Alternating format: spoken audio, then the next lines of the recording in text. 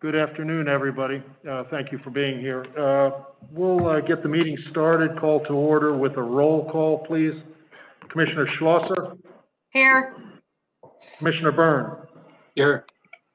Commissioner Gay? Here. Commissioner Caluzzi? Here. Commissioner Sheffer? Here. Commissioner Shrznowski? Thank you. Before we get started, I just wanted to say something. All this past week, I've been given a great deal of consideration to today's public hearing, as I know you all have. And based upon the correspondence from the public and several unanswered questions of some commissioners, I have been persuaded that the ordinance is not yet ready for this hearing. I would like to suggest that we postpone the hearing to a later date. It seems that our approach has been a bit too complicated in trying to make one simple change. I believe that we turn this back to our staff and the city solicitor to work internally to draft two ordinances. One pertaining to the subsurface parking, and have that one ready for the August workshop, because that one there seemed to be a consensus when we did speak about it over a few different meetings about a consensus to move forward on that one, especially based on the Board of Adjustments decision back in the fall.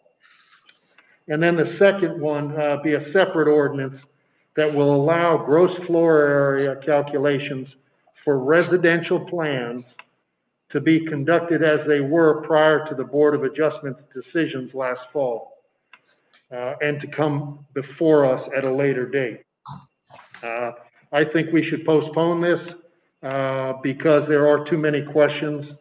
I know there are a number of people that would like to speak today, and I would like to suggest also to allow them to speak when we get to this item on the agenda. But I would like to get a consensus of the commissioners on this subject, but I would like to postpone this public hearing. Commissioner Schlosser. Yeah, Mayor, thank you for doing that and saying that. You know, a couple things just leading into that. First of all, I totally agree with you. And, you know, I've worked on public policy at the national level and here for 3 years at the municipal level. And, you know, I do find that the more public discourse that you have and comments and feedback, the better the policy comes out to be.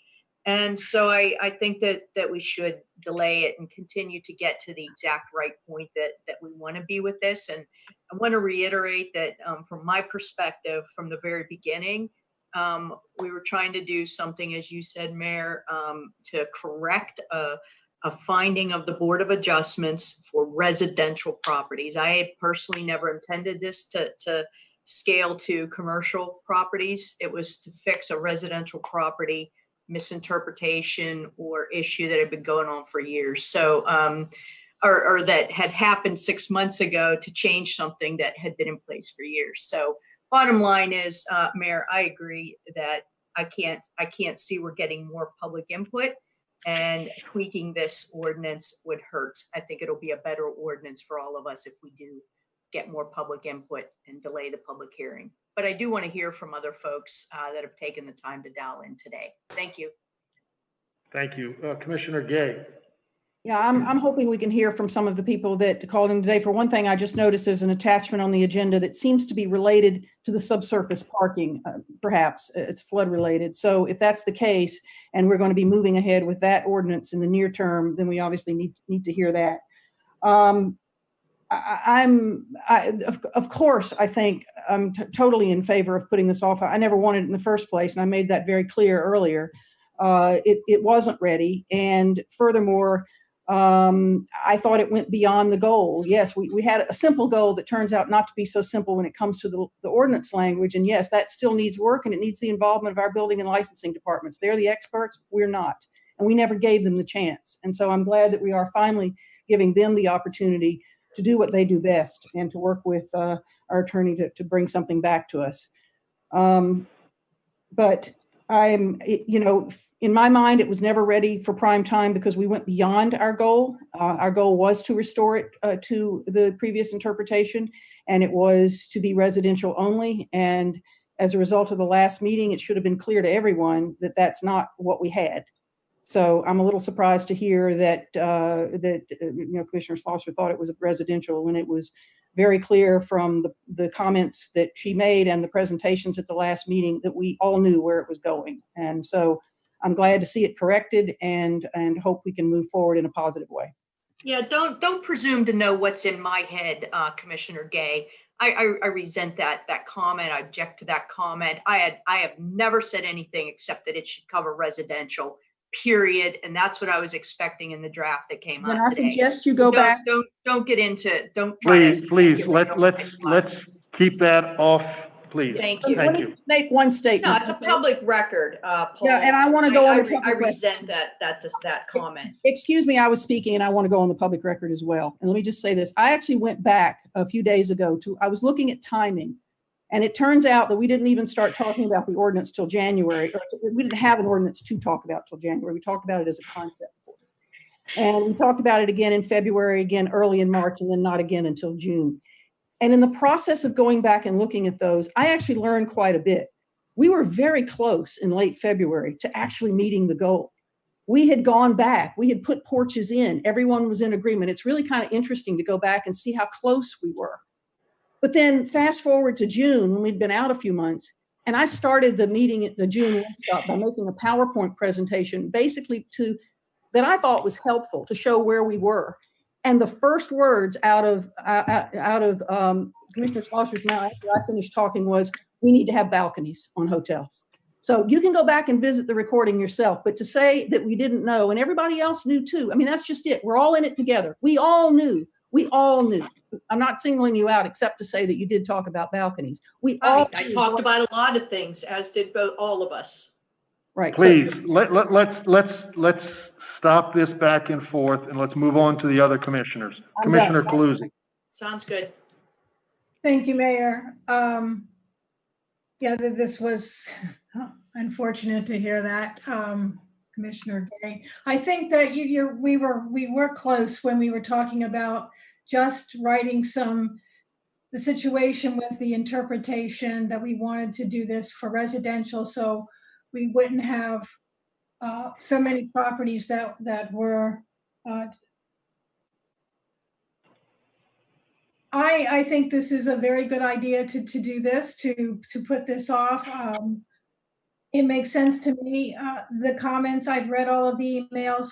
It was never my intent to make sure that we could enlarge houses. I don't see residential with larger buildings something we want.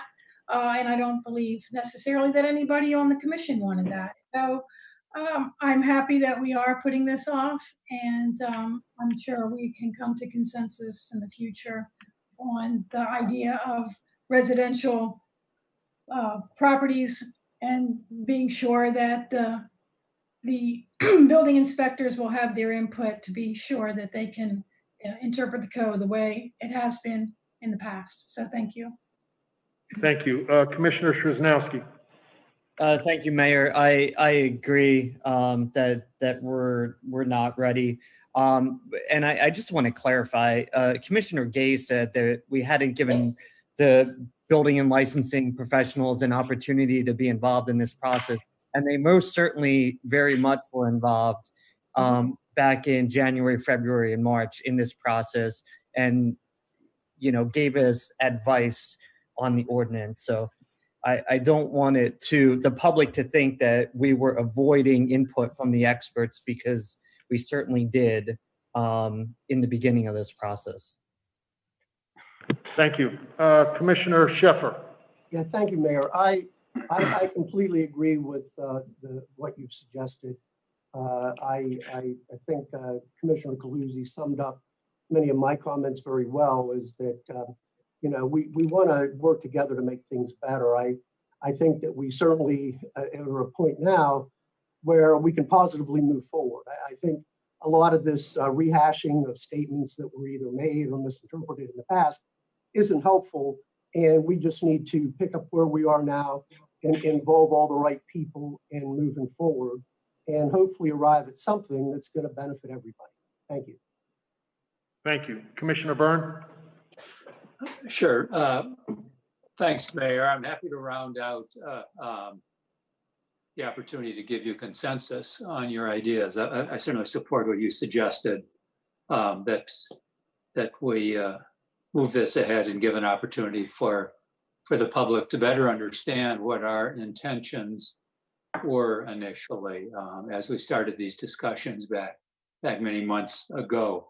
I hope we don't put it off too long, because I think there is a fairness issue here for folks that are in the midst of building, planning to build, and that they don't get caught up in all of this. And so while we're going to look at the subsurface parking at the August workshop, I hope that the second area, that gross floor area discussion, doesn't get put off too long, because we, as we've all agreed, we currently have a number of residents that are technically out of compliance with the way that it's being interpreted by the building inspector. And so I think we do want to move this ahead, but we want to clarify it. We want to get back to what our original intent was.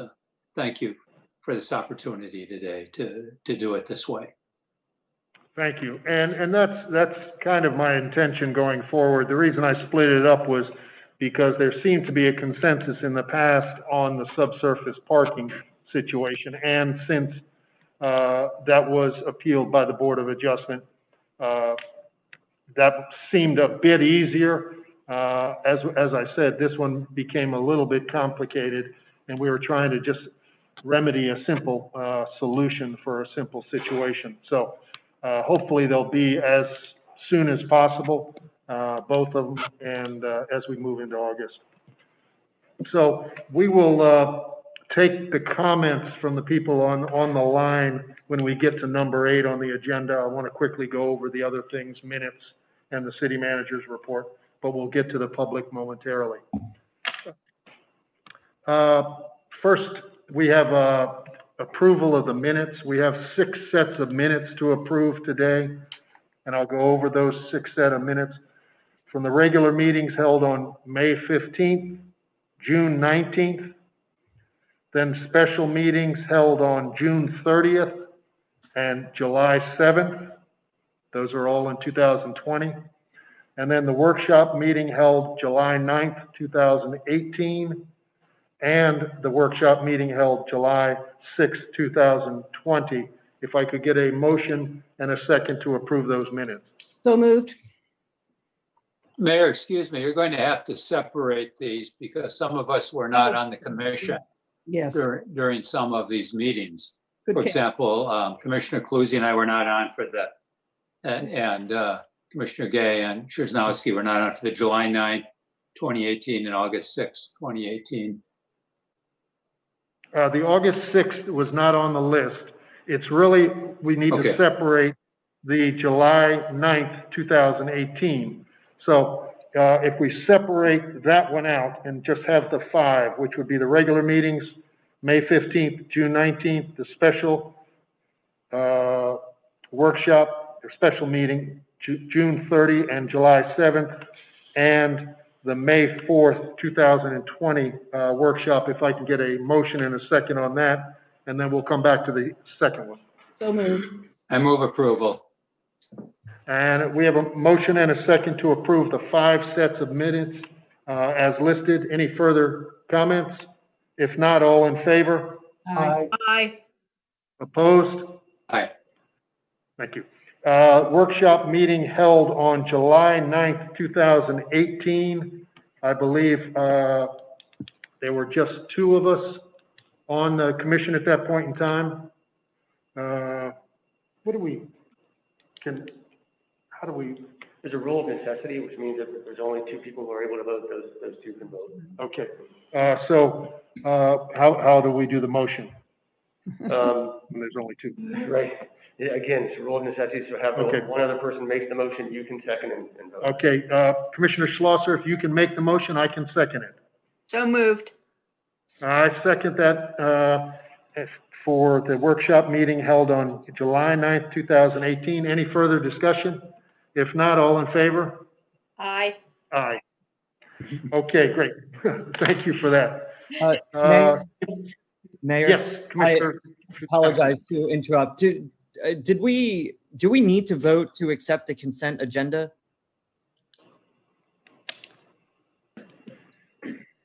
Typically do, don't we? Typically do. The consent agenda would be for the meeting, for the minutes, right? They're all on there. You can do it by consent agenda, but the issue is that you can't all vote on the consent agenda because they're doing it the right way, I think. Yeah, I think because we had to separate it and because there's a list of different minutes on there, that's why I separated it. Understood. Thank you. City Manager's report, please. Thank you, Mayor. Good afternoon, Commissioners. We have one street aid expenditure to Delmarva Power in the amount of $8,875.62 for streetlights. I move to accept the street aid expenditure. Second. We have a motion and a second to approve street aid expenditures of $8,875.62. Any further comments? If not, all in favor? Aye. Aye. Aye. Opposed? Opposed? None. Thank you.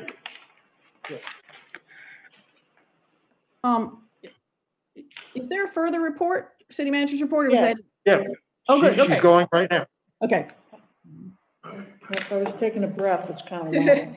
I just, So the Rehoboth Beach Commissioners unanimously voted to modify the city's proclamation of civil emergency and order back on July 7th at their special meeting, that face coverings are required in all public places. While the health and safety of our community remain the top priority, the commissioners have reevaluated at their special meeting held this past week on July 14th and determined to rescind the requirement of face coverings while at the beach. All persons within the city of Rehoboth Beach are required to wear a face covering in all public places, including streets, sidewalks, parks, the boardwalk, and commercial establishments, with the following exceptions. Facial covering shall not be required while actively bathing in ocean water. Face covering shall not be required while entering and leaving the beach. They shall be required while entering and leaving the beach. Face covering shall not be required to be worn while on the beach when social distancing of 6 feet is possible.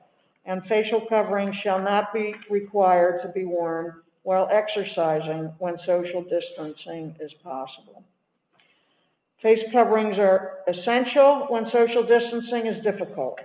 Whether or not the beach is crowded or not, face coverings should always be kept on hand for situations when you might encounter others. Facial coverings, physical distancing, and personal responsibility are paramount in continuing to move forward with our new normal. The wayfinding project, happy to report the first shipment of signs was delivered to the city this past Monday, July 13. On Tuesday, some of the signs were installed, and installation will continue to take place over the next several weeks. The contractor is still waiting on several other items that are expected to ship today and arrive early next week.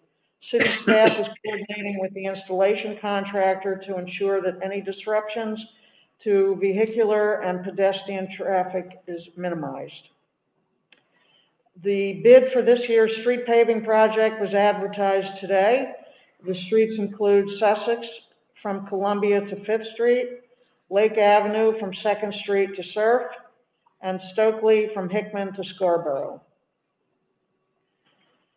Delta has announced that their contractor is planning to perform nighttime testing of the Rehoboth Drawbridge over Lewis Rehoboth Canal to ensure the new control system is working correctly. The testing involves the opening and closing of the bridges. In between the bridge openings, traffic and pedestrians will be able to cross the bridges. The testing is slated to begin next week, weather dependent, on Monday, Tuesday, Wednesday, and/or Thursday evenings from 8 p.m. to 6 a.m. Just a brief update on the lifeguard situation. Out of the 15 that tested positive, 11 of those have returned to work. And at this time, there are no sections of the beach closed as employees are again starting to return to work.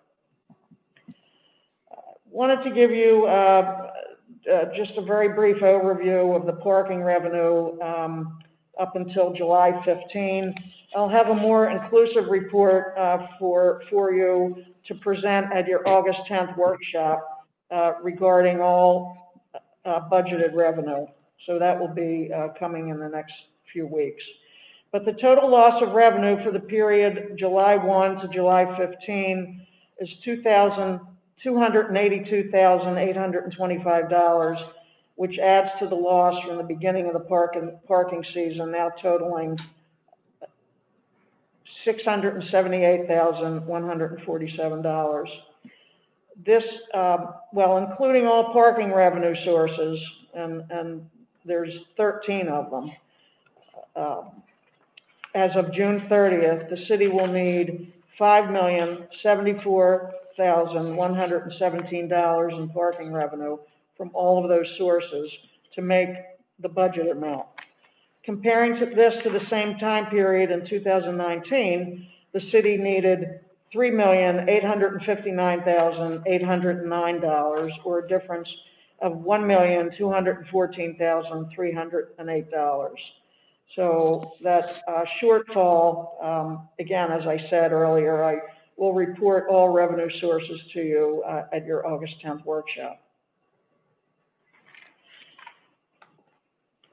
Camp Rehoboth and the Rehoboth Beach Homeowners Association are hosting a candidate forum on tomorrow, Saturday, July 18, starting at 11 a.m. The forum will be held as a Facebook Live event, and more information for the forum is on the city's website event calendar. That's my report there. Thank you. Thank you. Any question? Commissioner Szymanowski? I think that was a holdover from before. Okay. All right. Commissioner Schlosser? Yeah, I just, I want to commend City Manager Lynn and the mayor for the tight budget oversight here during this really difficult time. I look forward to talking about it further, but I also understand that, and Sharon, perhaps you can confirm this, that the wayfinding project is coming in somewhat under budget. Is that correct as of now? That's I correct, saw yes. that in a note. So kudos to you and your teams for continuing to look at ways to more efficiently run our projects. So I just wanted to give that kudo here, and thank you for that. Thank you. Commissioner Gay? Yeah, am I remembering? I seem to remember that there was an attachment for maybe a capital improvement status or something, and now I don't see it. Was it there, or am I misremembering something? I believe I saw it embedded in the agenda. Well, it's not there now. I just opened it a few minutes ago.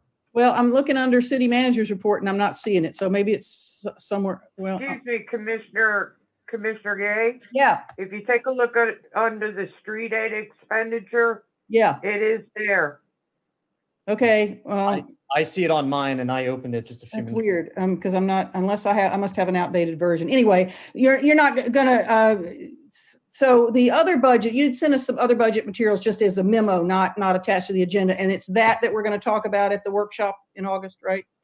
The full budget. Well, what I sent last evening was the monthly update that I send at your regular meeting each month. Okay. And then what I plan to talk about, and what I believe the commissioners and the mayor decided to put on the August 10th workshop agenda, is just a general overall update on the budget, revenue, where we are to date, just so we can keep in line with the first quarter of the fiscal year. Okay, and I just refreshed, and I see the budget update on here. Okay, thank you very much. Thank you. City Solicitor? Okay, great. Can I just ask one question of the city manager? Sure. And I guess it's more of a request for the workshop meeting. There's two areas where I'm particularly interested. And of the 2 million, just over 2 million of the property tax for fiscal year 2021 that you included in our memo, that's not yet booked, but you included. Is there any way to break that out? What of that is commercial property and what is residential?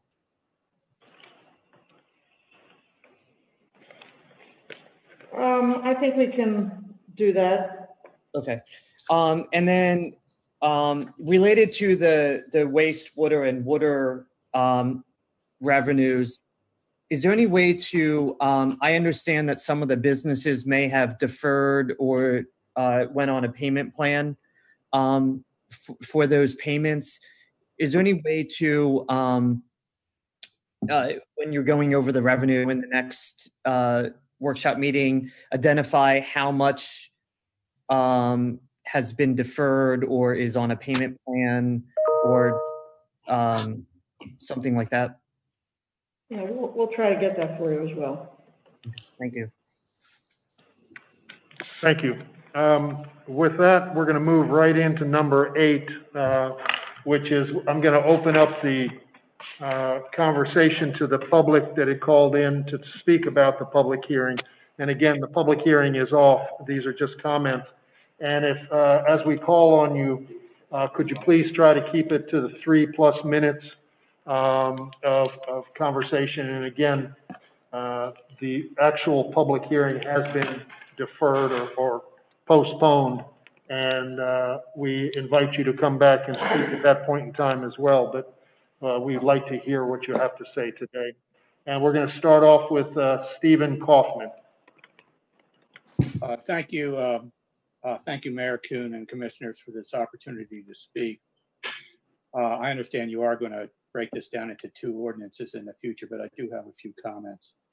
First, I want to reinforce what Commissioner Burns said with regard to the non-conformity code. It's very important that you address the FAR issue in the residential as soon as possible, because very much of the city is now in non-conformity status. That can affect a lot of things, including opportunities to mortgage or sell or whatever. It's very important that you address that as soon as possible. Secondly, I did want to comment on the current ordinance. I wanted to make a suggestion for line 82 in the ordinance, which has the term, which are walls that enclose indoor space. I recommend that you add the word habitable after the word indoor, and it would read, which are walls that enclose indoor habitable space.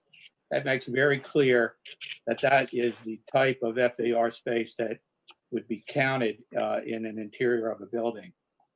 I also feel that you do need to address this issue in the commercial side, especially the issue that deals with any type of outdoor amenity, including balconies, as soon as you can. Nationally, those types of amenities are not counted towards FAR. And I would hope the city would recognize that going forward. And then lastly, as to the underground parking, I'm very supportive of that. I think it would help tremendously to incentivize your commercial developers to provide other amenities to the city. And I also feel that it would help the parking situation tremendously. I appreciate the opportunity to speak, and if there's any questions, I'd be glad to answer them. Thank you. Thank you, sir. Appreciate that. The next is Jan Conacy. Yes, can you hear me? Yes. Yes. Oh, okay, because the audio disappeared. I'd really like to address the issue of non-conforming structures, and I think I have to disagree with Mr. Kaufman. Non-conforming it was with the zoning code every time a change is made in zoning. It's the nature of communities, and our community is absolutely chock full of non-conforming structures. Prior to zoning, we had homes, and they're in my neighborhood, that were built right on the property line. That's where the front porch is. That's where the house is. There are homes of over 4,500 square feet that were built in the 80s and probably early 90s before the FAR was reduced. They're on 50 by 100 lots.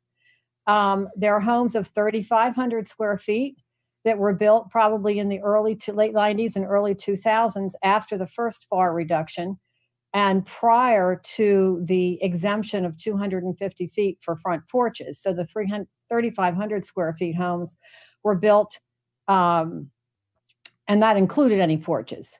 There was a period of time when you only had to have a 10-foot setback in the backyard. There are homes all over Rehoboth, also on my street, with a 10-foot setback in the backyard. You could hardly put a picnic table out there. So our town, as most older towns are filled with non-conforming structures. That does not prevent you from getting a mortgage. That does not prevent you from selling your house.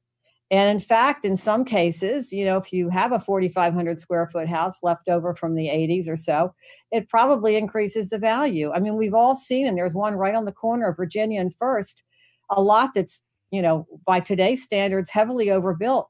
Well, they're not tearing down the house. They're stripping the house down to the studs and rebuilding so they can keep everything they have. So I don't think nonconformity is a reason for redoing the zoning code. I think it's the nature of communities. As zoning laws change, things become non-conforming. And actually in Rehoboth, before, there was a long time when we didn't even have any zoning codes. So I won't make comments on the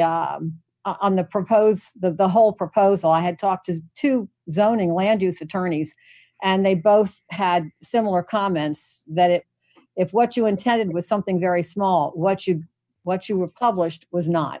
So thank you very much. Thank you.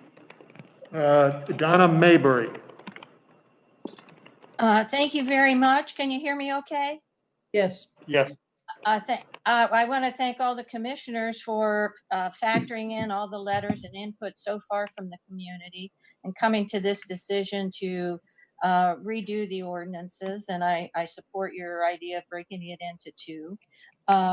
And that on the residential side about decks, that I would encourage you to look only at decks, certainly not porches. Exclude that, because porches can have 4 sides. They can be made into 3-season rooms. They add a lot of square footage to a house. So I hope you would avoid doing anything with that. Also, I would say with this, learning that decks have been approved before and not counted in the FAR, that was really news to much of the public. And next door, it came up with many people saying when they were building that, no, it's very clear. The only outdoor space that was permitted without being in the FAR was the front porch. And that was it. There was no mention that it was possible to have decks or things like that. So there's obviously been an inconsistency on the residential side. And all of us assumed that no, that decks would count toward the FAR. And in some ways, I really encourage you to keep that. I really, you know, with the zoning, it's all spelled out. It's all very clear. It's enumerated. So, and you made this change back in September, and I would just say leave it. Just leave it and go with the senior building instructor's interpretation and get the residential side in line with the commercial side. Now, also, if you do proceed with decks or try to allow those, there should be a number to them. It should be quantified, because in the discussion about all these decks that have been allowed, nobody mentioned the size or the purpose or how they were used. And so, Oops. She's still there? I think we lost her. Yeah. Okay. Still seems to be on the screen. Yeah. Donna, are you there? Okay, let's move on.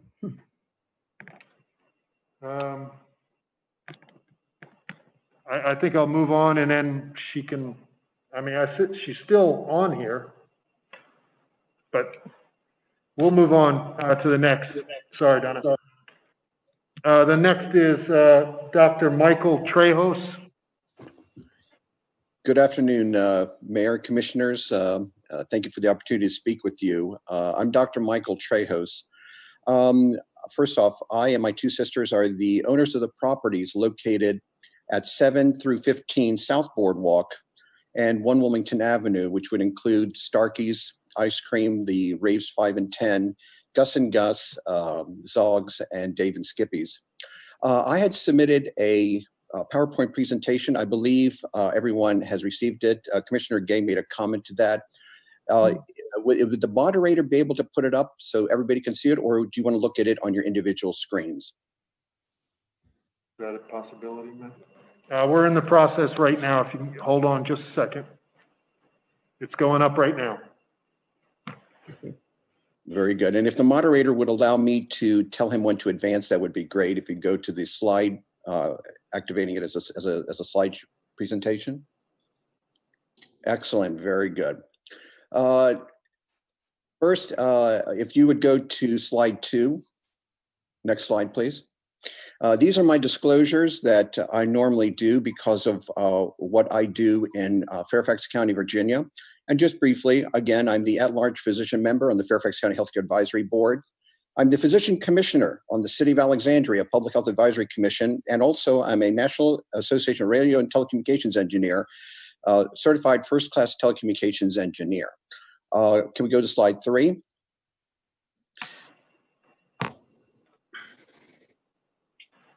That's slide 4. There we go. Thank you. First, I'd like to say that I am in support of the excluding subsurface parking areas from the FAR. I think that would be a very good thing for the city. However, upon noting section 1A, the code now references the Federal Emergency Management Agency and special flood hazard areas. What we all need to remember is that the city of Rehoboth Beach became was included in the National Flood Insurance Program in 1973. By 2012, 2014, the Title 44 Code of Federal Regulations, CFR, Part 60 were included in the city code as part of Chapter 159 of the code. I think what we need to do here is understand briefly what the special flood hazard areas are, for which is being now referenced in Section 1A. Slide 4, please. This is an example of the national flood hazard layers. This is where you see zones VE and zone AE. Now, you see that is in blue in order to depict water. Next slide, please. This is a much larger area map that shows essentially the flood areas from Olive Avenue going down to Dewey Beach. But the area that we are interested in is in the north part of this graph. Next slide, please. Which now you can see depicts what we're talking about here in terms of the zone areas in question. Now, what we need to recognize is that once we now authorize subsurface parking, excluding the FAR, it's going to be a significant incentive for potential owners of properties up and down the boardwalk and on the avenues in order to consider constructing subsurface parking. But we need to take into consideration the ramifications of doing that. Next slide. In 1992, the city of Rehoboth Beach was subject to a tropical storm pursuant to the Delaware astronomical people who do this. As a result of that storm, there was significant erosion and liquefaction of the subsurface soils, which caused total collapse of the east part of Wilmington Avenue. The first one shows, especially in the foreground, how the asphalt just simply caved into the ground as a result of liquefaction of those earth soils. And then next slide, please. It also, if you go all the way up to the sidewalk where our building is located, even the sidewalks liquefaction and caved in. Next slide. Currently, for years on Wilmington Avenue, there has been essentially a sinkhole that has been there for years. It has been there, and next slide, please. Last year, one of the areas of the sinkhole opened up significantly. Next slide.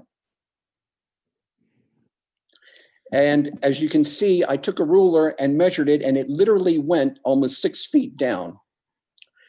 What the city has been doing is going there, putting more asphalt, time in, time out, more asphalt down, more asphalt down, more asphalt down, and it continues to sink. Next slide, please. Currently in front of Dave and Skippy's, there continues to be that sinkhole. Now, there could be the argument that this water is coming from discharge from various establishments. But mind you now, this sinkhole and what you're seeing here occurred in the middle, is still present in the middle of the winter time. I actually have video of bubbles coming out of that, coming up into that sinkhole, implying that during especially high tide or astronomical high tides, you're actually coming up into that sinkhole. And this becomes an important matter, and here's why. Next slide, please. What has happened is that jurisdictions have begun to realize that the FEMA flood maps are wrong and have not properly taken into account climate change and the hydrostatic pressures as a result of melting polar ice cap waters and the amount of pressure that the subterranean waters are occurring. As a result, next slide. Next slide, please.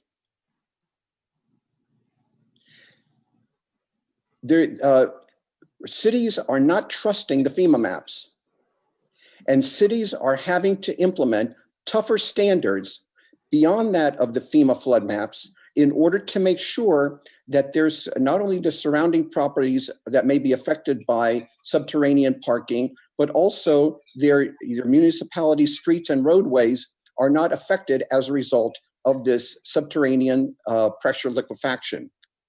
Next slide, please.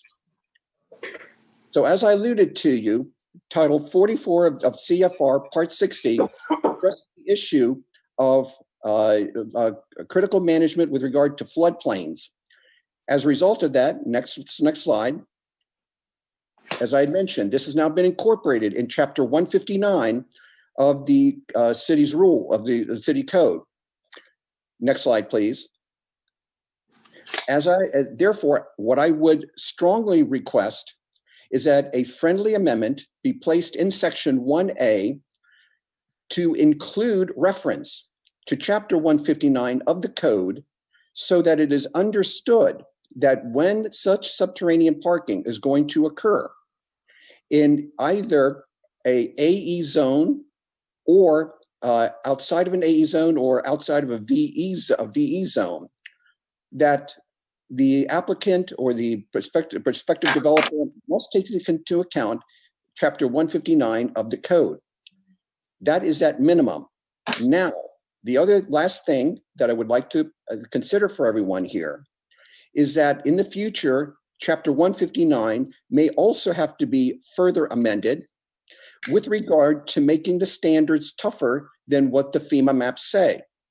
The concern out here is that currently, the FEMA maps are saying that the zones predominantly in Rehoboth Beach, along especially Wilmington Avenue, going to Delaware Avenue and so forth, is what they call FEMA Designed Elevation 12. However, as you can see from the photographs, there is strong suspicion that the FEMA flood zone is not 12, but potentially 10 or 8, which means that the city is potentially at risk for damage to the city's streets, liquefaction, and collapse if we don't take that into consideration.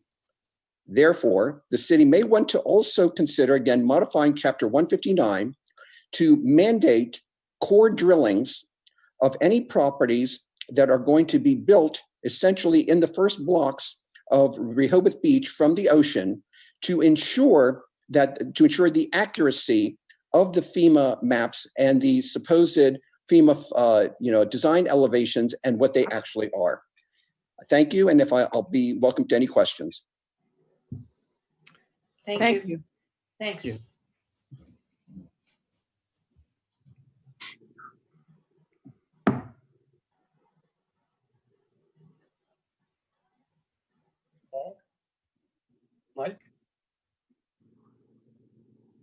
Paul's mic's off. Yeah.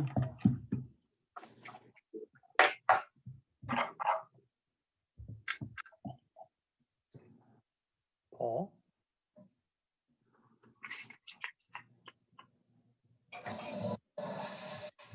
Watch during this. Paul can't get back in. Yeah. Max, come on, help him out. You don't need to. Oh, he's in City Hall, so he does need a mask. Oh, I'm coming on. Are you trying to get me, Paul? Well, Paul's muted. Can anybody else hear me?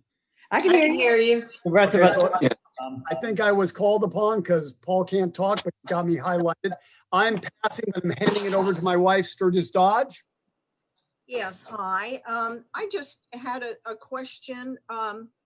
You know, you talked about the building and licensing department helping out with trying to revise the code. And it just occurs to me that it would be helpful for me as a layperson in order to understand the ramifications of any changes. And it certainly seems to be that there are a lot of interpretations and fears and anxieties about that. If the building and licensing office could construct a simulation of what a decision or outcome would be given the revisions that are suggested. I just think that would be a very transparent and effective way of letting folks know what the true outcome of this change would be. Thank you very much. Thank you. Go to Rick Perry. Thank you, Mayor and Commissioners, for the opportunity to speak. I first want to preface my comments by saying that they are my personal views and do not reflect my views as chair of the Planning Commission or the views of the Planning Commission. While I believe that it is appropriate at this point to defer consideration of the proposed amendment that was to be considered today, I have to say I am deeply disappointed that that is necessitated by the lack of clarity to the public and about what the ramifications of the proposed amendment will be. I want to echo Sturgis Dodge's comments just now about the Building and Licensing Department providing us with some insight into the ramifications of what the amendment could permit and allow. I follow very carefully public comment on social media and otherwise regarding this proposal. And I have to say that there is a great deal of confusion that exists out there and a lot of misinformation and suggestions of the potential mushrooming effects of this proposal, which in reality could never happen. And I do think that the city owes it to the public to make clear what the ramifications of any amendment could be. I have struggled to try and figure out how a 6,000 square foot building could be constructed under these code provisions, given lot coverage, limitations, et cetera. And I think the city needs to do a better job at making clear what the effects of any proposed amendment could be. And to those who suggest that nonconformity doesn't really matter and let's just move forward, I strongly suggest that you read carefully Article 6 of Chapter 270 of the zoning code, because there are consequences to being deemed a non-conforming structure. And I do believe that Mr. Kaufman was correct in his analysis, and so I disagree with those who suggest otherwise. I also, just in closing, want to say that I believe the initial discussion among the commissioners was unfortunate. While I've been preoccupied with other things and have not had an opportunity to go back 6 months and listen to the proceedings of the Board of Commissioners on this matter, my recollection, which I believe is accurate, is that of any of the commissioners, Commissioner Schlosser has been very clear from the very beginning that her intent was to rectify the situation with respect to residential properties. Stated that time and time again. And all of you morphed this into a broader discussion, which came into being, and the current proposal does apply, as I read it, to residential and commercial. So I don't think it's fair to claim that Commissioner Schlosser intended this to be anything other than to apply to residential. I think she's been very clear on that. With that, I will close. Thank you for the opportunity. Thank you. Edie Heron? Yes. Do you have me? Yes. Great. You are up. Wonderful. Thank you for letting me speak. I do appreciate it. And the few points that I do want to make, many of them have been made before, but sometimes reiteration is not a bad thing. So I'm speaking for my husband and myself, Jim and Edie Heron at 36 Park, full-time residents. The FAR, or GFA as it's commonly known, is a very complicated set of zoning issues, and I think we all recognize that. Its controls have been fundamental in maintaining the character and appeal of Rehoboth Beach over many years, and the current regulations have been approved by public referendum twice even. Any alterations have the potential of making permanent changes to the city that we all care so very much about. We all care about this city. We agree, Jim and I agree with the commissioners that making those alterations in haste is rash. So we support your decision to take another look. We feel that only after a full professional review, which examines all possible ramifications, which a number of the previous speakers have spoken of, both positive and negative, should a carefully constructed proposal for change be open for review at another scheduled public hearing in the future. Also, one note that I've added just based on this meeting, those were the comments that I had about the FAR and GFA. The community, based on Commissioner Burns and some others now remark, there will always be some discrepancies with buildings, as I think we know that, whether we call them non-conforming or discrepancy or whatever, since to me, each building is like a Polaroid picture. It's frozen in time with the ordinances that were in effect at the time that it was built or perhaps modified. So I think we all can perhaps agree that it's not possible to correct all discrepancies, but yes, it's a good idea to look at the discrepancies that might affect property value or other issues that could affect the owners. But I appreciate your time. I thank you very much for letting me speak, and I applaud you for the decision that you made today to take the FAR or GFA under your wing once more. That's it. Thank you. And the last speaker, Sandra Ware.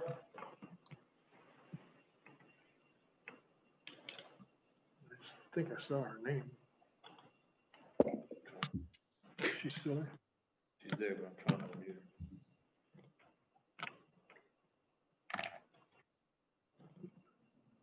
her. Sandra Ware. I know, can you hear me? Yes. Okay, it just Yes. kept saying the host has muted me, but no, thank you for allowing us by invite to attend your meeting. And I just want to let you know that as a realtor and public policy chairperson for Sussex County, I just wanted to let you know that we greatly respect your positions. And the reason I'm here is just to make sure that commercial was separated from residential, which you have also made clear, and it wasn't communicated to me very well. So that's just on our side. But I do respect everything that you do, and FAR is a difficult issue in the beautiful town that we live in. It's just applause to the commissioners, and that's all we had to say. Great, thank you very much. If that's That's it on the public comment on that. Commissioner Gay, you had a question. Yeah, I wasn't sure whether we were going to do any discussion on this today, but I understand we may not, but I need to ask a couple of clarifying and make a couple of points about some of the excellent speakers we just had and ask a few questions also. In terms of, I think the nonconformity is interesting, and I was, I mean, to get rid of all nonconformities, we'd have to go back decades. So I'm not really sure I understand why. I understand that the most recent change was to get rid of a nonconformity that occurred as a result of a decision last September. But beyond that, Commissioner Gay, if I can interrupt you, we are going to have a public discussion on this when we have a public hearing. Right. I think since we've basically postponed the public hearing, I just wanted to let those people know that they could speak today since they got on the phone. But we can take this up as we have our future discussions as well. Well, I just want to ask a couple of clarifying things. I won't talk about the non-conforming, but let me ask this. Because we're moving this over to our agenda for August. I want to clarify that the residential is going to be decks only, right? I mean, that's the part we were trying to correct, because there's been some discussion today also about porches, and that's how we got into this whole circular problem in the first place. So I just want to clarify that the original goal was to return the code to the interpretation as it existed last fall. Is that still the goal? That is the goal, to return what was taken away last fall. Okay. Okay. Then I hope we keep with that, because that's what causes. I will say this, that in the process, I have learned that there is indeed apparently some inconsistency. I've been prepared from the beginning and happy from the beginning to see this clarification done and to move on it quickly. And I discovered only recently that yes, indeed, there appear to be people who've had houses built in the last, say, 5 years where their decks were included in FAR. So somehow or other, we're going to need to address that. And then the last thing, again, since we are breaking the commercial and residential into two, is that I thought it was interesting to hear that we probably need to put some more language in the subterranean parking as well, based on what Dr. Trejos was saying. Thank you. Commissioner Schlosser, you had a question. I really just had a general observation about the public feedback. And, you know, I really wanted to thank a few folks because, you know, I'm used to in my previous job working on big policy issues and legislative issues, having really constructive and positive dialogue that helps make the policy a better policy or a better piece of legislation.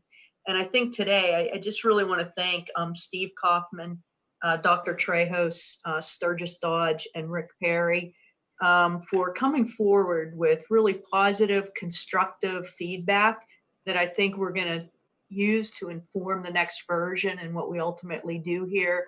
You know, that type of dialogue, that type of conversation, I think just really helps the city. It keeps us positive. It's very constructive. And I think ultimately that type of specific constructive feedback is going to allow us to have something better for the city that we clearly all love. So I just want to thank those folks. Clearly you thought through the issue. You came forward with great recommendations. And certainly it will inform anything I do going forward here over the next month. And I hope that's the kind of conversation we can have both publicly and in other forums going forward. Thank you for letting me say that. And thank you who made those. All right, so thank you very much, everybody, on that subject. We're going to move right into old business, which is consideration and possible vote on potential change order to the Rehoboth Beach Wastewater Treatment Plant Phase 2A contract to include installation of new mixer assemblies. And if you all remember, we did discuss this at the most recent workshop. And there is a draft ordinance, draft resolution to proceed with debt issuance, and I'll leave it up to Kevin Williams.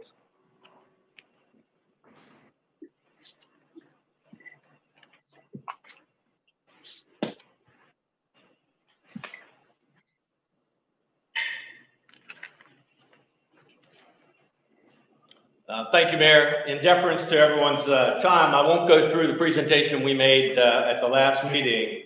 I just kind of cut to the end of it of what we were asking the board to do, and that's to approve the resolution that the solicitor prepared and distributed in advance of the meeting and posted on the agenda. So really what we're looking for here is authorization for the mayor to contact Sussex County and get a negotiation with them into adding that additional scope to their phase 2 contract, which is under construction at this time. Do we need to read the resolution? Well, the resolution I'll just mention is in the package. I'll read it in title only since it is rather long.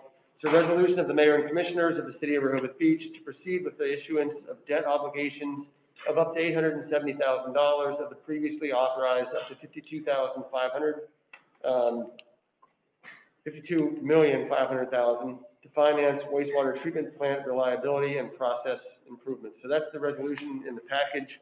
It does, as Mr. Williams said, it would authorize another $870,000, another $1.5 million, of which the city is responsible for $870,000 of phase 3 plant improvements to be completed during the phase 2 project. Any questions or comments of the commissioners? Mayor, I'd like to move, if there's no other discussion.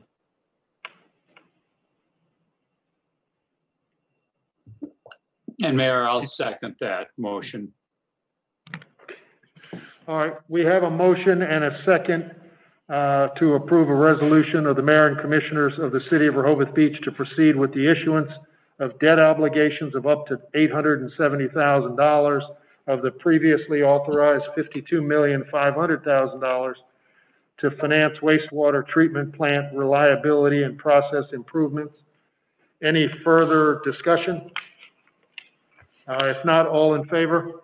Aye. Aye. Opposed? Thank you very much. Thank you. Thank you all.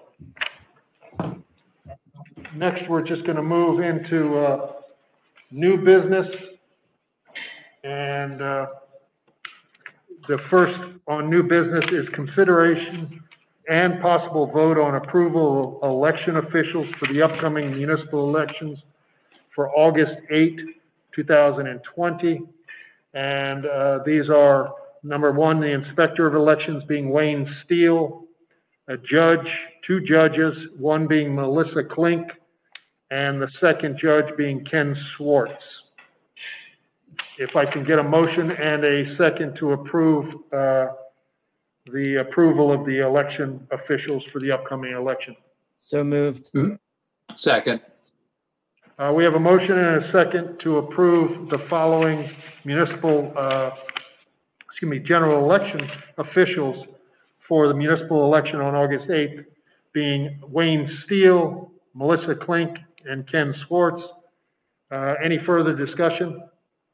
If not, all in favor? Aye. Aye. Opposed? Thank you very much. It carries.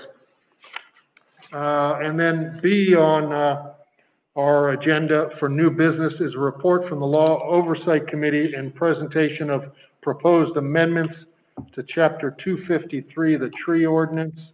And we have the chair of the committee, Hoyt Decker, on the line. Mr. Decker, I'll turn it over to you. Thank you, Paul. And thank you, commissioners, for this opportunity to make this presentation. I've provided you with a report. I think it pretty much speaks for itself. Essentially what we've done here is to make a major change in the tree ordinance. There's about a dozen different specific issues which I've highlighted in the report that have been accomplished. There's probably still a lot more work to be done, but I think it's now time for you folks to step up to that position. I would hope to support you going forward in city workshops or in whatever manner that you want to do. So if you have any questions, I actually have another point or two that I'd like to make when we get done with any discussion of this about the committee itself. So I'm open for your questions. Thank you, Mr. Decker. And as Hoyt mentioned, he did include basically a review of what they've been doing with their committee. Their committee had stopped, lost a couple members, put on a couple members, and moved forward. And they've been working pretty diligently over the last couple of years and trying to simplify, I think, the tree ordinance from what it had been. And so there's a lot of information here, whether it's on his report or the actual changes that they have made themselves. If we have any questions, please feel free to address Mr. Decker. I guess since, Hoyt, thanks for taking the time. I'm wondering what the, has Liz looked at this as well? I see she's on here, and has she been part of the process? That's just my question about it. And thank you. Sure, I'd welcome her in. Yeah. Yeah, thank you. I welcome her input. Yes, Liz has been a vital role player all through the process since the very outset, in fact. Do you have any comments, Liz, about where we are and recommendations to the group here, as well as what Hoyt already said? I don't know. Okay. I was just making sure Max could let me speak.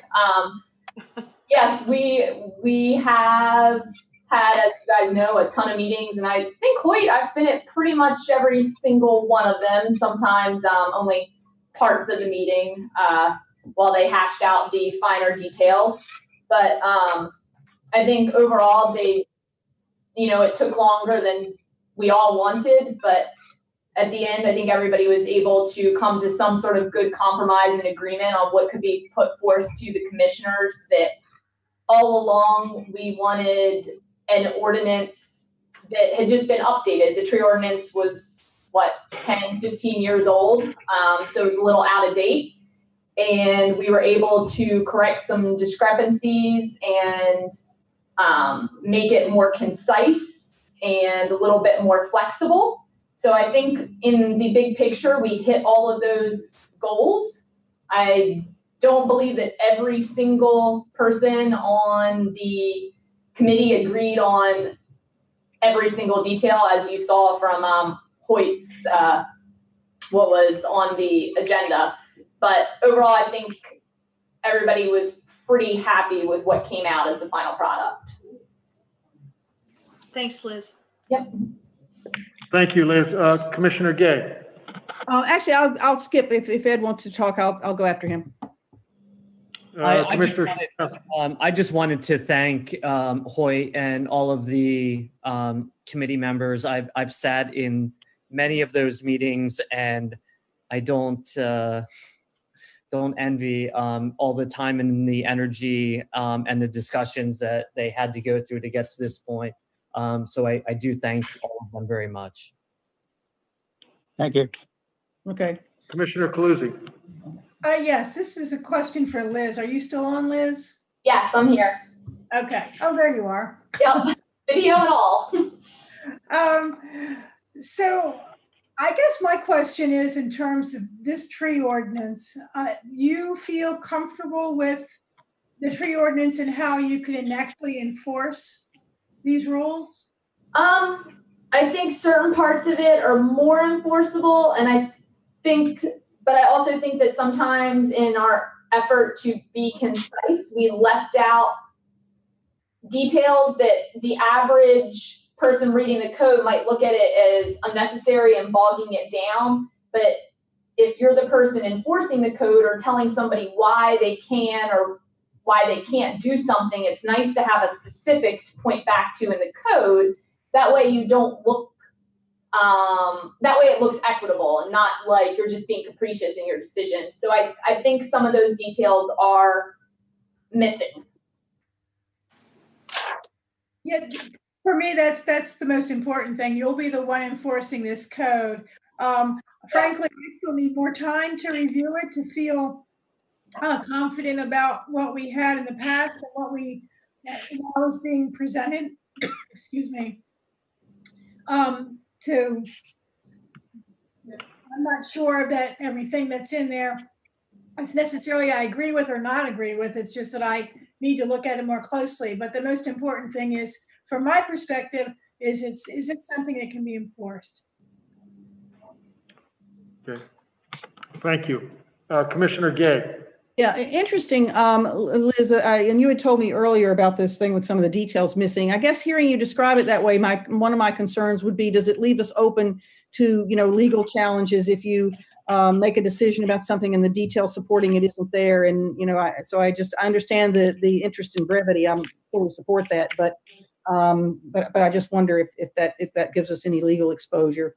And then before I say what I was planning to say earlier, I do want to add my thanks to Hoyt and the team. It's been, your dedication is admirable, Hoyt. I know you all have been working with this for quite a long time, and there have been some changes in the people on the committee, and I've been watching it both in person and through video for the whole time, and it's really been, you all have put a great deal of work into it, so thank you very much.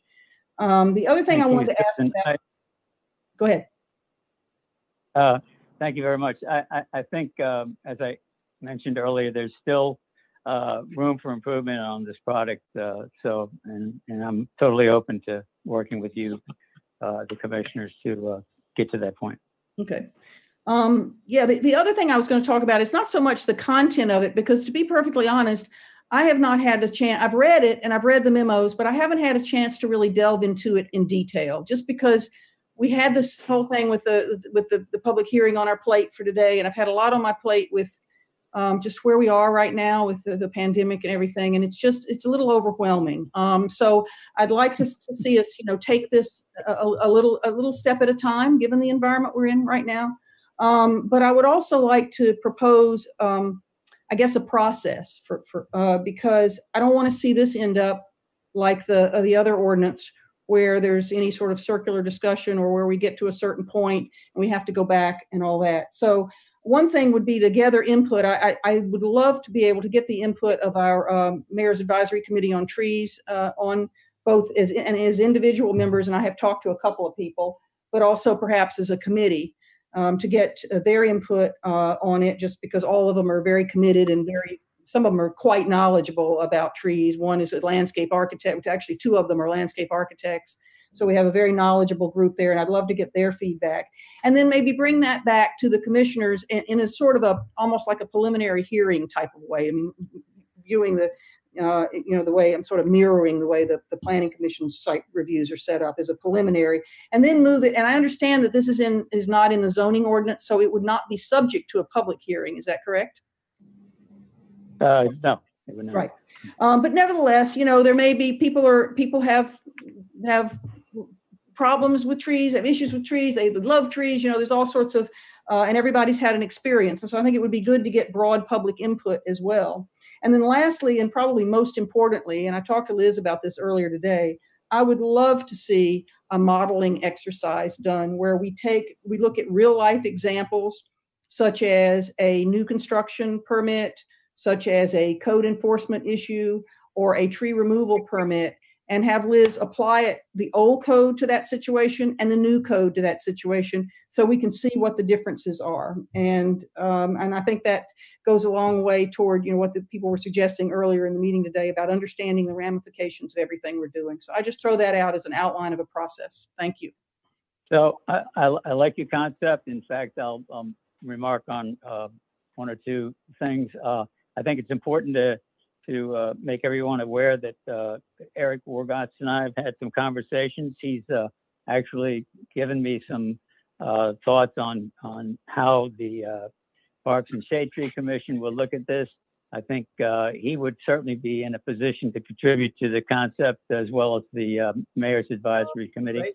Yeah.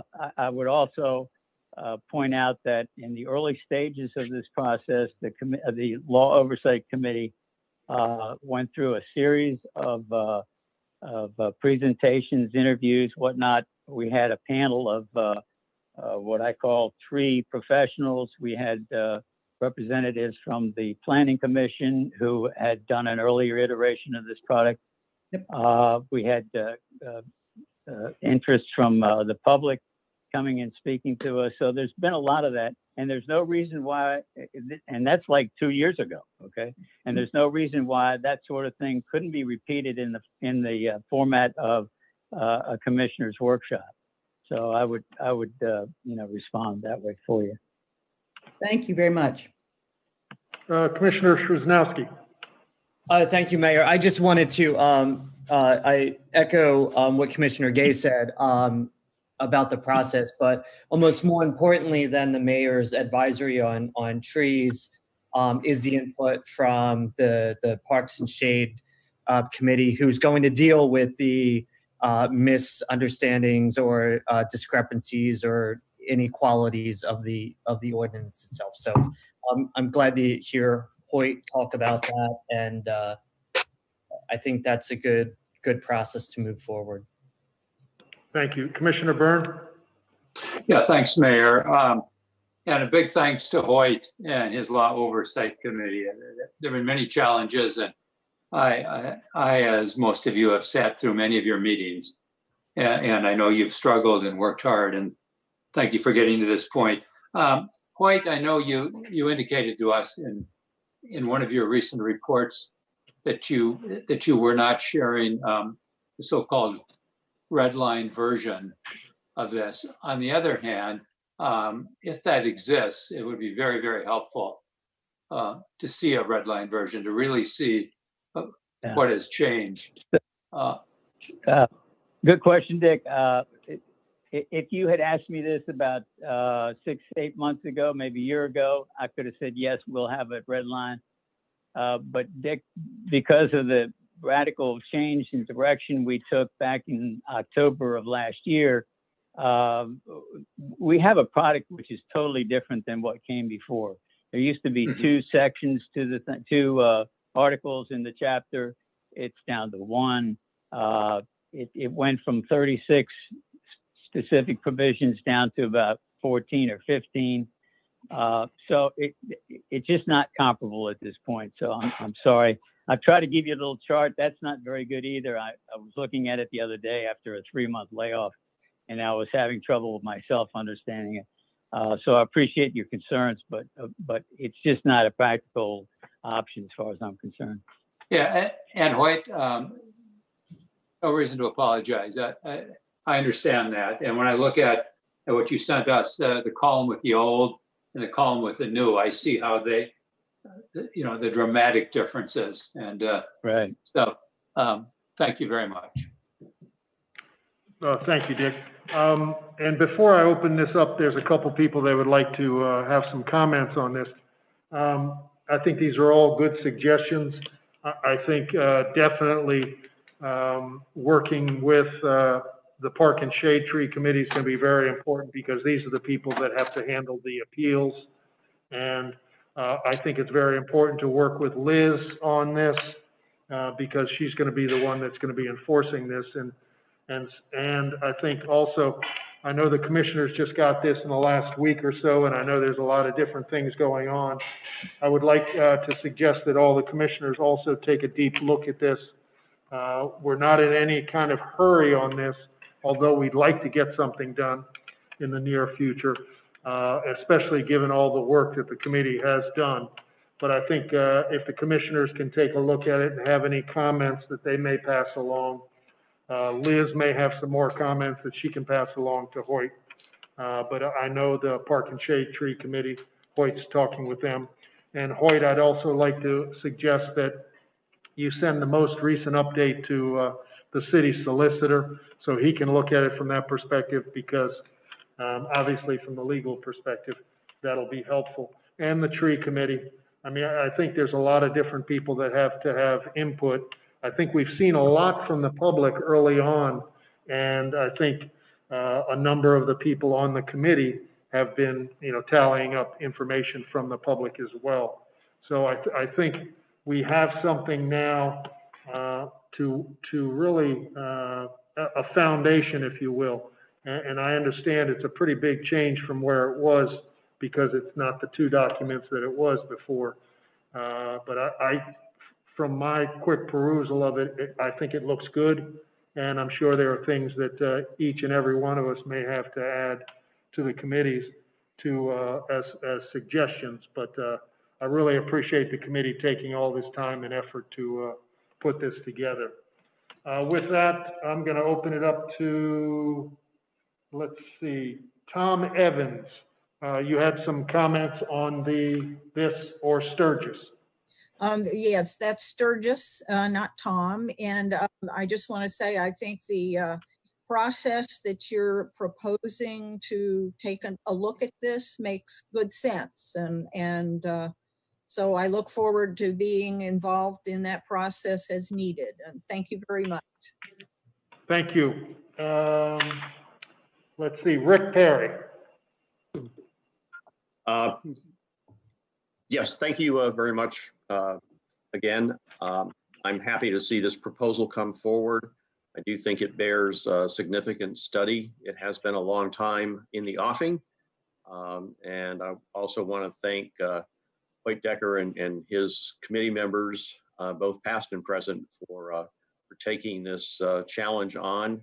And hopefully we will have a much clearer and more workable ordinance relating to trees. I know how frustrating it's been for so many people to understand what they can and can't do. And, you know, having to go through the appeal process constantly is an extra burden on our citizens. So hopefully this will clarify a lot of matters. Thank you. Thank you, Rick. Before I close out this discussion, Hoyt, any further comments from you? Yes, thank you, Mayor. I would like to ask a question of the commissioners, and that is, where does the Law Oversight Committee go from here? With the presentation of this major work from our committee, we're now looking to see what in the future, and just to further what you all have been saying, this is going to keep you pretty busy for a while. It will also involve us, and I've asked Sturgis and the other members of the committee to help in the process as you move forward. I think it's important that they all be in a position to participate if they're so desirous. But beyond that, the committee serves at the pleasure and the direction of the Board of Commissioners. But I would like to add to you that the committee's mission statement, which was adopted when the committee was formed back in 2017, addresses issues that are more in line with the concept of oversight, and something that has been in the forefront of my mind since the very beginning, and that is unwritten practices. These are two issues. Let me just touch on both of them. Oversight, which is part of our name, is a concept that would feature the Law Oversight Committee operating as a forum for citizen input and the concerns about city matters, which may not be established in the city code or may represent an unwritten practice. Now, it hasn't happened lately, but there was a point in time, especially towards or at the beginning of this committee's existence, that we received somewhere in the neighborhood of 8 to 10 or possibly more inquiries or concerns expressed by the citizens and businesses. And actually, I think there may have been a commissioner or two who also contacted us about issues. So that leads me into unwritten practices, which I describe as principles that support a decision-making without necessarily having been formally authorized. They're actions that can evolve into a pattern, which may become acceptable without ever having been verified as legitimate. And so I actually drafted a memo a year or so ago on this subject. I'd like to send that to you. I'd like you to give some thought to what other issues that you believe we might be, the Law Oversight Committee might be skilled to address and provide some benefit to the city and its citizens. So thank you very much for the opportunity to make this presentation today. I look forward to working with you. Thank you, Hoyt. And I would suggest, yes, you may want to send that memo to us to take a look at it. But I think, unfortunately, your job's not done on the tree ordinance, because I think, you know, you do have a very good, close to final product here, but obviously, as we just mentioned, I think there are some more input to come based upon the product that's put in front of us. So we will take advantage of having that committee and the knowledge that you've put into this project. But I'm happy also look forward to that other memo. So if you can keep the door open to the commissioners, Glenn, Liz, the Park and Shade, the Mayor's Committee on Trees, that would be helpful. Thank you very much. I totally agree with you, you know, I'm totally committed to seeing this thing, the tree ordinance, through to its completion. So. All right, great. Are there any other questions before we move on? If not, any commissioner comments? I have one, and that is that we had talked on Tuesday at our special meeting. I thought the suggestion was made that we might not have it, or that we would decide today whether we were going to have it. I mean, is there any thought about that? You know, I don't see any pressing issue to go on. I mean, I have not heard anything new coming out of the governor, like he's going to decide something in the next couple of days. So I don't have anything in my mind that needs to be put on an agenda or to actually have the meeting, but I'm open to suggestion. Okay.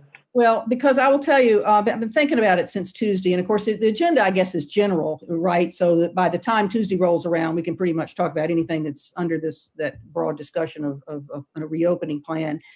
But I find that that they are, first of all, extremely useful, whether we think we have anything pressing or not, because it's really the only way that the public gets to find out what's going on, even at the state level, because you report on it, we discuss it. It becomes very important. And I know a lot of people have been watching the meetings. It's the only way, unless they go on the state site and do the research themselves. I think we owe it to the public to give them these updates. I think it makes them feel connected and we're, as though we're communicating. And the other thing we can do, in addition to information from the state, is, to the best of our ability, provide local information. We have seen, and I even saw in the governor's presentation last week, a breakdown of some local testing information. And they were doing that because there had been a surge here. Now that may have, I think that's probably a little less now, but nevertheless, any local color from a testing standpoint that we can bring to people, I think, again, is just really valuable information as we get through the rest of the summer. And in addition to that, the dialogue, it's not just presenting the information, it's the dialogue it creates among all of us in the process. And then the last thing is, given the fact that we are going to be extending the outdoor dining past July 31st, it's going to go all the way to next March, which is great news. I feel the need to start planning ahead. I mean, whenever that meeting is, July 21st, whatever, is certainly not too soon to be planning for something that would come after July 31st, 10 days later. Thanks. Thank you. Commissioner Szymanski. Thank you, Mayor. I have just a couple updates I'd like to give everyone. Just a reminder that Main Street has two 55-gallon drums of hand sanitizer that they have at their office, with a pump for businesses to refill. And you can do that from Mondays 9 to 11 a.m. and Thursdays from 2 to 4 p.m. And just want to give a couple updates. Had conversations with folks at the Division of Small Business, and they are putting a lot more effort into their customer protection policies and standards. And they've got a certification for Rehoboth, well, for all businesses in Delaware's, to certify that they are following all of the consumer protection COVID-related items that the state requires. And then they will give them a sticker to put in, a decal to put in their store windows. And then they will be listed on the state's website as being a known safe place to go eat, shop, visit, whatever. So that's something that Main Street's going to be encouraging all of the downtown businesses to do. So just want to mention that. And had a very good call with Main Street and the Economic Development Administration. And it looks like they've got some really fantastic grant opportunities for 501c3s that are related to government and municipalities. So we'll be working with them to look at some opportunities as well to help our city and our businesses through this crisis. That's all I have. Thank you. Thank you. Commissioner Schlosser. I just taking off of what Commissioner Shanowski said. I think you're doing an outstanding job working with Main Street. Main Street's doing a great job, and with the chamber and other representatives who are looking at the businesses. And I'd maybe like to suggest, and Edward, whatever you think, but maybe the Tuesday meeting, we could talk about some of the things in more detail and maybe hear from our local businesses on impacts and ideas to start maybe moving towards more of an economic recovery for our town, a little more than what we're doing. So from that end, I think the meeting would be valuable. I think the agenda would allow for it. What do you think, Edward? Maybe having a little more detail from yourself and Main Street. You're really representing them, the chamber, et cetera, well, but maybe having them here and listen. I agree. The Tuesday meetings, I think, are very helpful. Even if there's not a lot to go over, it creates dialogue for us to start thinking about the future. And this is going to be going on for a long time, and we have to think about the future steps. And the biggest, the state recognizes that communication and PR and how things have been communicated and then interpreted by outside jurisdictions like Pennsylvania, New Jersey, Delaware, Connecticut, New York, etc. That the words matter, and when the governor or someone else says something like the bars are closing, people think that Rehoboth is closed. So the SBA and Damien they're working with the governor now to make sure that how things are phrased from his office. They're looking at the impacts it may have to small business and tourism here. So I think that's fantastic that they've acknowledged that it's an area that needs improvement.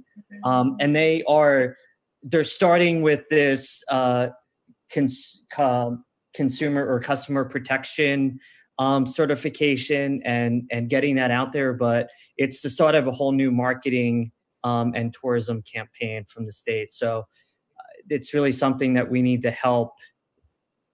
We need to help in that process and help market it. But as far as the Tuesday meetings, I agree, they're very important. Yeah, and I just want to add to that one of the other valuable things, in addition to information from the state, is obviously what Carol presents every week from the business as well. And I feel certain she'll want to, continue doing that. And if she can't make a meeting, then I will do it. I'll also add that recently they created a new section on their website for a list of all restaurants with outdoor dining. And I think that's really important, since we not only have the ones that have the special permission, but we have 40 restaurants with outdoor dining capability in one form or another. I don't think they're all on the list because I'm not sure they're all open right now. And our list does go beyond city limits, but it's a very useful information for the public. So I'd love to continue getting her updates every week as well. All right. Well, so that seems that we'll definitely keep the agenda on next Tuesday, the 21st. That'll be our next meeting. And then for future commissioner meetings, we've got our workshop August 10th, and then our regular meeting August 21st. Anything else? And I think we had our citizen comments. So if there's nothing else, this meeting's adjourned. Thank you. Thank Thank you very much. you. Have a good Thanks, weekend. everybody.